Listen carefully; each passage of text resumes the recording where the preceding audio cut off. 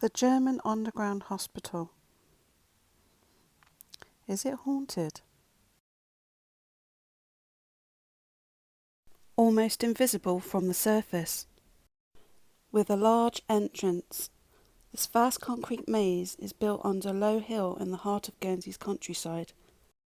The underground hospital tunnel complex, now seen today, did not appear in the 1942 German fortress construction maps and only appeared in 1943. Then, designated for use as a shelter, for a partly motorised machine gun company. However, the decision was made for it to be converted for use as a hospital. In March 1944, work was just being completed on this transformation. In 1942, what is now known as the ammunition store was originally marked for its use as a regimental reserve. The largest construction in the Channel Islands at 7,000 square metres. The underground hospital was built out of solid rock by slave workers who had been captured by the German forces during the occupation of the islands during World War II. Construction began in the winter of 1940. It was built underground so not to be seen by overhead planes, given the site was also used as an ammunition store. The hospital is truly an eerie insight into life on the island at this time. The hospital was built in two sections. The channels in the floors were not properly finished and are to deal with the damp, which must have been a problem from the start.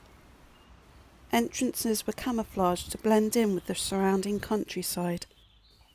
The second larger section was also built as a ward with an extra corridor. The corridor was blocked, increasing the storage area. There were 3 tunnel entrances and 5 ventilation shafts with iron ladders or concrete steps, so they could be used as an emergency exit. They range in depth from 45 feet to 75 feet. The 75-foot shaft has a reservoir dug into the side, which could hold thousands of gallons of water. The water was pumped into the reservoir from the nearby well and gave the compound an independent water source. During the construction, many German wagons were used on Guernsey roads, drawn by French and Belgian horses. After the liberation, the British government sold off the wagons and the horses.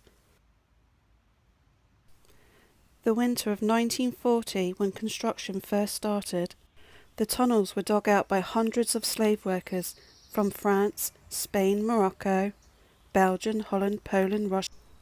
The slave labourers were given a simple choice: work or starve. Any who were too weak to work were sent to a detention camp in Albany. To dig the tunnels, the workers had to use not only explosives, drills and picks, shovels, sledgehammers, but their bare hands. The German military underground hospital and ammunition store took 3.5 years of work before it was ready. One gravedigger had to bury 17 workers killed in the explosion. They joined 37 men and women in a cemetery adjoining a workers' camp at La Beau-Villette. Some of the granite excavated was used in the concrete. Amongst the 15,000 tons of concrete was British cement captured at Dunkirk. The rest of the stone was transported along the light railway tracks in the tunnels and dumped across the road. The granite was thrown into the valley and the ground level was raised as a result. Work stopped when the D-Day battle began.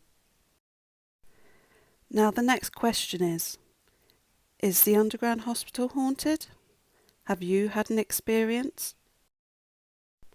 He is said to briefly appear, paying no attention to his surroundings, and then vanishes without a trace. While walking the halls of this underground facility, you cannot help but get the sense of the history of those days long since past, and the ghosts that are said to haunt it. There are grim reminders everywhere of German structures left standing long after the island. In one tragic accident, 6 French prisoners were buried under a rockfall that killed them instantly. An additional 17 workers were killed after an accidental explosion that took the hospital.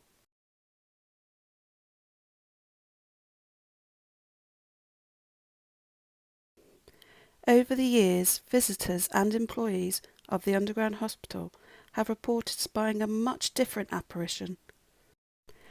A ghostly figure of a woman has been witnessed walking the concrete halls of the hospital. No one is quite certain who she was in life. However, some believe she was either a nurse who was killed in one of the accidents or a local woman that worked at the hospital. Visitors of the underground hospital have reported numerous instances of ghostly phenomena that could only be associated with the workers that perished there.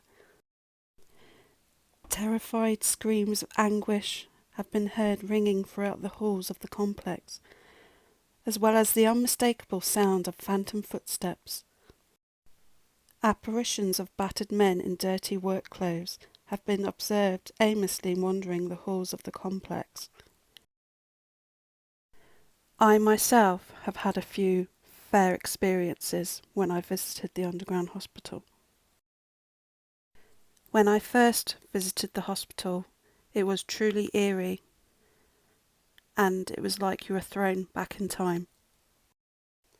Yet this didn't deter me. I have been back a fair few times and have had a fair few experiences. The one place where I have had the most experiences is the morgue. Just standing there and listening is eerie enough, but to have seen what I had seen that day I went with my family, I will never forget. It was 2019 and I had some family over from America. My uncle was very much interested in old Guernsey history and folklore, so we decided to go to the underground hospital. Bearing in mind I had been there a fair few times before, but this time was very different. On my last visit, I did hear eerie sounds, footsteps, screams, whispering in my ear, things that could be explained. You tell yourself it's just your imagination, and you shrug it off and you carry on. But this time, standing in the morgue was a very different feeling. Something or someone almost made me feel like I couldn't leave the room. My uncle and my dad had left a good 10 minutes and I was still standing there, but I felt totally comfortable. I didn't want to leave, so I got my camera out and I just started taking photos. I had taken a fair few photos, then all of a sudden, right in front of me, a big, tall mass of grey air formed. And then, as quickly as it formed, it just disappeared. But this was in front of my eyes. I know I'd seen this. This was real. My first reaction was, okay, I'm getting out of here fast. I shouted for my dad that was not too far up one of the tunnels, and I had told him about my experience. And in all fairness, they just sort of looked at me like I was crazy. And I thought to myself, I hope to God I got some of that evidence on camera. Stay with me this time. Because people are just going to look at me and think, she's crazy. But I know I'm not.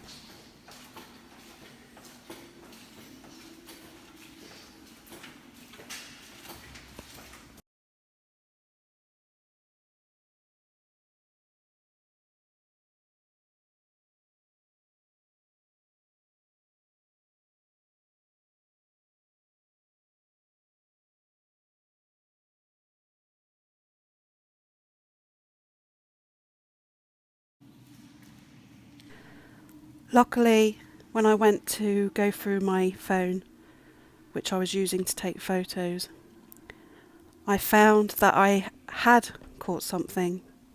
I had caught a few things, but the one thing I wanted to make sure I caught on camera was this grey mass. Sure enough, Here it is, it's very quick, but I get it as it just starts to dissipate. This next clip is the orbs that were all around me in the morgue just before the mist came. They were very bright blue, and some of them I saw with the naked eye, which you don't tend to do with orbs. You might recognise this man, Kieran O'Keefe. If you're a fan of Most Haunted, you'll definitely know him, but he did an investigation in the underground. These are a few photos that were captured in some of my last visits.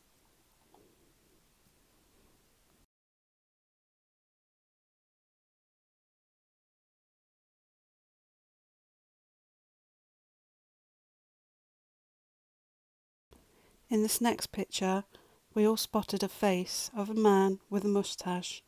It's circled in red. Can you see it? I've just made the picture a little bit more brighter so you can try and see the face like we can. I can make out eyes, nose, moustache. It looks like a man. What do you guys think?